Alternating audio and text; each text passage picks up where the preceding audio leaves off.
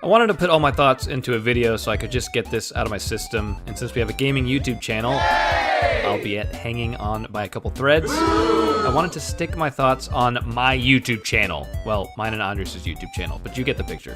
This whole situation of Multiverses is just boggling my mind. The full release of this game has just stumped me. From my perspective, and I assume many of you share this perspective, this game is supposed to be a platform fighter that to some degree ought to compete with the likes of Smash Bros, Rivals of Aether, Brawlhalla, Nickelodeon All-Star, etc. Right? It's supposed to compete for my attention, right? This game might be hands down the worst fighting game I've ever played. And I spend a few hours almost every day playing fighting games. Lately, the fighting games that are desperately fighting for my time have been Rivals of Aether, Mortal Kombat 1, Mortal Kombat 11, Street Fighter 6, a billion other fan-made fighting games, a Nickelodeon All-Star Brawl 2, the list goes on. Smash Bros fits in there from time to time, but in terms of the fun I have with Smash, unfortunately it's moving to the bottom of the list as the months and years go on. Sorry Sakurai, I'm just not a fan of the input latency, the lagging online, and the weird buffering system you've implemented. Still a fun game, but that's how I'm feeling at the moment. Anyway, Multiverses.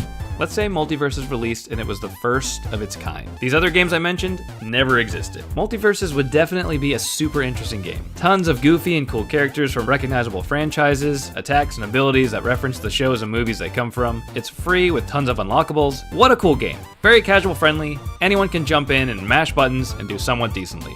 But Multiverses didn't release on its own. It released after the genre of platform fighter has already been somewhat established. So what's the issue here? Let's compare it to Smash Bros, Rivals of Aether, and Nickelodeon All-Star. Smash Bros was one of my all-time favorite games growing up, and a big reason for that was how good it felt to move around the stage and smack your friends around. I think one of the biggest reasons Smash took off, apart from the characters and themes coming from well-received Nintendo IPs, was the freedom and control you had over your character and the stage. There's a sense of creativity that comes with games where your character has tons of mechanics that you can play with. You can walk, run, dodge, block, double jump, hang onto ledges, and with all that movement, you can attack in any direction you want, use many unique special abilities, and basically toss your opponents off a cliff. I think it was a dream game for kids and adults who grew up imagining their toys coming to life and fighting each other, and it seems that was what Sakurai may have been going for if you've noticed how the Smash 64 intro starts. The cherry on top is that you get to do all this with your favorite Nintendo characters. Over the years, Sakurai tweaked and changed some of the mechanics as new iterations of Smash came out, but the foundation was still there. Having the freedom to create different ways to take down my opponent as iconic video game characters. Super Smash Bros. At its foundation is a masterpiece that has so much replayability for casual and competitive gamers, and it became the perfect starting point and inspiration for the platform fighting genre. Smash inspired other game devs who were passionate about what Sakurai had done, but wanted to include their own spin. Dan Fornace created Rivals of Aether, a game that is a love letter to the competitive nature of Smash Melee, and Rivals 2 is set to be even closer to Dan's dream game from what inspired him in the first place. The devs behind Nick All-Star Brawl also seem to be inspired by Melee, and even Smash as a whole, attempting to create their own version, but in my opinion really nailed it with the second game, even building upon the idea by adding a super meter that can also be used to power up attacks or cancel normal attacks into other attacks. Nick All-Stars might not be as popular as some of the other games, but I freaking love what they did with Nick All-Stars 2. In my opinion, some of the Avatar characters need some animation work, but the cartoons like the Krusty Crew I love.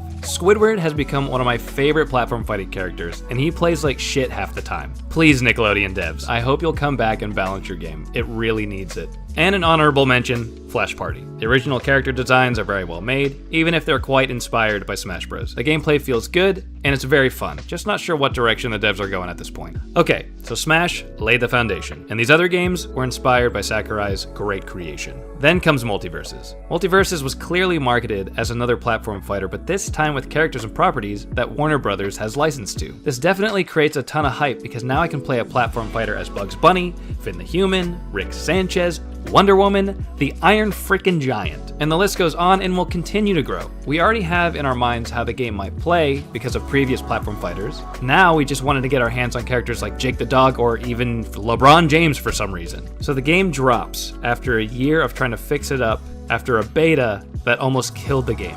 And instantly, there are some major differences from the games I previously mentioned. Compared to the other platform fighters, Multiverses characters can barely jump, barely run, they can't grab, there's no blocking, most of the moves feel like smash attacks, but only half of them launch. Movement feels incredibly sloppy and slow. Almost all attacks have what feels like 100 frames of startup and 100 frames of recovery. You've got 2 characters that are unlocked, 3 others you can use on rotation, and 1 that unlocks for free in the Battle Pass. The bugs and exploits that shipped with this release are also insane, and the single player also feels like a half-assed arcade with insufferable minigames. So I guess my point is, what is Player First Games thinking? After playing several hours myself, I can't imagine them playtesting their own game. I just can't fathom quality assurance greenlighting this game unless they've never played another platform fighter. My only guess is that Warner Brothers wanted to capitalize off of the success of Smash while also monetizing it like Fortnite, but being completely and utterly blind to why people like games like Smash or Rivals in the first place,